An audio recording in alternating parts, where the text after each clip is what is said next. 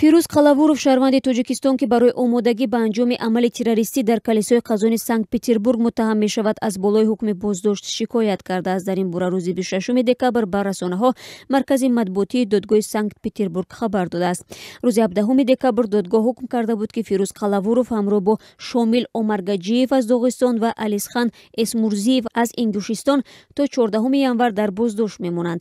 мақомоти русия мегӯянд ин се нафар бо раҳбарии Евгений Ефимов мехостанд рӯзи 16 декабр ба калисои қазони санкт петербург ҳамла анҷом диҳанд. пас аз боздошт Кремл эълон кард ки бо кӯмаки созмони истихборотии амрико аз ин ҳамлаи террористӣ дар шаҳри санкт петербург пешгирӣ шудааст. дар иттилоияи ҳукумати русия ки рӯзи 17 декабр пахш шуд гуфта мешавад гумонбарон қасд доштанд дар калисои қазони санкт петербург ва чанд ҷои дигари серодами ин шаҳр ҳамла анҷом диҳанд.